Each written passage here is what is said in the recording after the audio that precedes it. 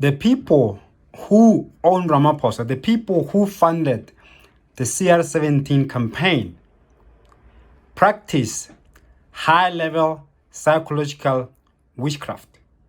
I'm telling you this so that we may know who we're dealing with and what kind of people we're dealing with.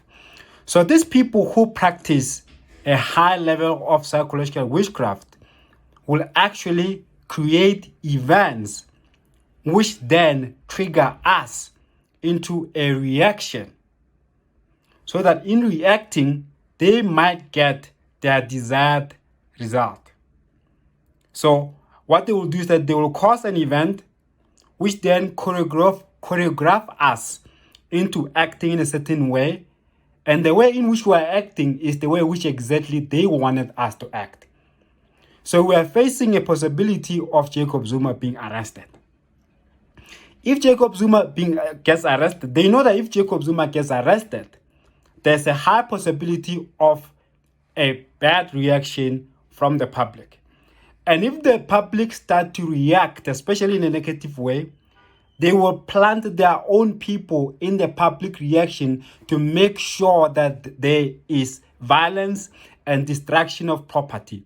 And they will make sure that this violence and destruction of property lasts so long to the point that when the BRICS summit is supposed to come to South Africa may be in a state where it cannot hold such a summit. That means you can have experts saying that no, we cannot hold such a summit because South Africa right now is going under turmoil. International people, journalists will be saying no, South Africa cannot hold such a summit while people are fighting. That's what they're trying to do.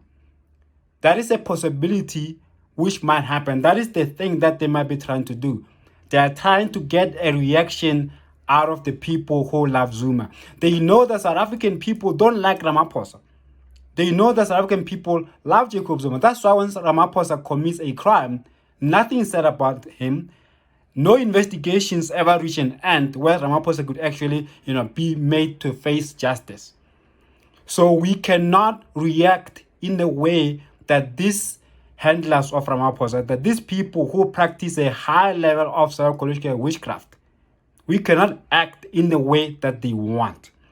If we want to fight, we must fight intellectually. We must fight and show them that we can see what they're doing. We must tell them that we can see what you're trying to do, and we're not going to act in the way that you want us to act. In the same way that they are causing load shedding, hoping that we may go to the streets and start saying that no, the government is corrupt, we must rip away ESCOM from the government and give it to the private sector.